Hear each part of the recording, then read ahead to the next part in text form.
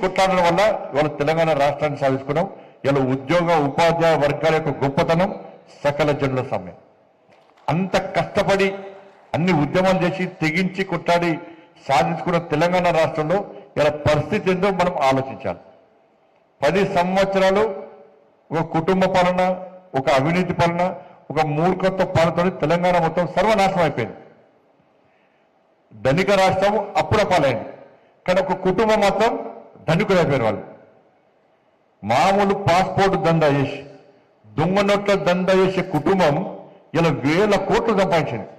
అక్కడ బీదర్లా, మీ అందరికీ ఇన్ని రోజులు చెప్పిన విషయం చెప్తారు.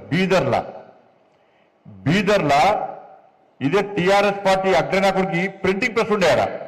నాకు మొన్న ఢిల్లీలో ఒక పోలీస్ ఆఫీసర్ కలిసాడు. సార్, నేను సిద్దిపేట ఎస్పీ ఉన్నప్పుడు బీదర్లో ఒక ప్రింటింగ్ ప్రెస్ ఉండే. ఆ ప్రింటింగ్ ప్రెస్ టీఆర్ఎస్ పార్టీ ఆది నాయకుడిది. మరి ఏం చేస్తారు సార్ అంటే, టీఆర్ఎస్ పార్టీ కరపత్రాలు కాదు, దొంగ నోట్లు ముద్రిస్తున్నాడు. ఆడ దొంగ నోట్లు ముద్రించే ప్రింటింగ్ ప్రెస్ బీదర్లో ఉన్నది. నేను ఆ ప్రింటింగ్ ప్రెస్ సీజ్ చేద్దామని పోయినాను. పోయేసరికి రాష్ట్రంలో నుండి ఒక ముఖ్య నాయకుడు నాకు ఫోన్ చేసి, మీకు డ్యూటీ అక్కడ లేదు, మీరు అటు పోకండి అని చెప్పి నన్ను ఆదేశిస్తే నేను పోలేకపోయినా. అంటే దొంగ నోట్ల దంద కూడా చేశారు వీళ్ళు. ఎన్నికలప్పుడు, ఉద్యమం అప్పుడు, ఎన్నికలప్పుడు బీఆర్ఎస్ వాళ్ళు టీఆర్ఎస్ వాళ్ళు పంచింది అన్ని కూడా దొంగ నోట్లే. మరి ఆ నోట్లు అప్పుడు ఎట్లా వెళ్ళిన, అప్పుడు దొంగ నోట్ల మనకు తెలియదు, కొత్త వాళ్ళకో పాత. వాళ్ళం ఎక్స్పర్ట్స్, మనం అంత ఖర్చు పెట్టిన తీసుకున్నా కానీ పంచిన అన్ని దొంగ నోట్లే.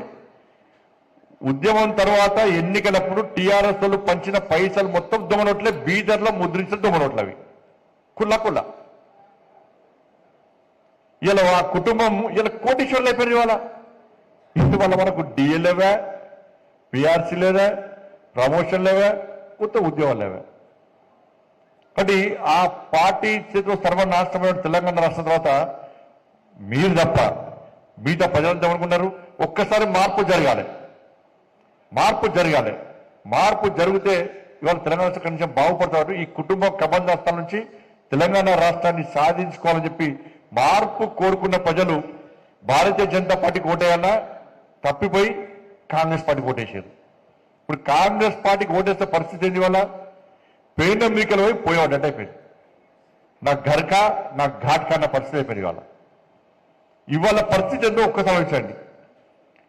చాలా మంది ఉపాధ్యాయ ఉద్యోగ వర్గాలన్నీ కూడా మార్పు కోరుకున్న వాళ్ళందరూ కూడా కాంగ్రెస్ పార్టీకి ఓటేసి కాంగ్రెస్ పార్టీకి అధికారం ఇస్తే, ఇవాళ కాంగ్రెస్ పార్టీ అధికారం వచ్చిన తర్వాత ఇవాళ మన పరిస్థితి, మన బతుకులు ఏమైనాయో, ఏ విధంగా ఆగమవుతున్నాయో ఒక్కసారి ఆలోచించండి. వాళ్ళు ఎన్నికల మేనిఫెస్టోలో మేము డిఎల్ ఇస్తాం, పిఆర్సీ అమలు చేస్తాం, ప్రమోషన్లు ఇస్తాం, బకాయిలన్నీ చెల్లిస్తామని చెప్పి ఎన్నికల మేనిఫెస్టోలో కాంగ్రెస్ పార్టీ చెప్పింది.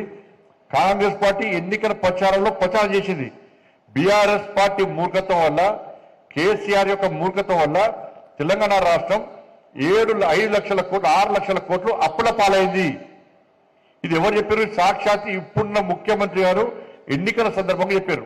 తెలంగాణ రాష్ట్రంలో 6 లక్షల కోట్లు అప్పు ఉంది, మేము అప్పులు తీరుస్తాం, మీకు చెల్లించాల్సినటువంటి అన్ని బెనిఫిట్స్ ఇస్తామని చెప్పి రేవంత్ రెడ్డి గారు ఎన్నికల సమయంలో చెప్పిందా లేదా? మేనిఫెస్టోలో పెట్టినా లేదా?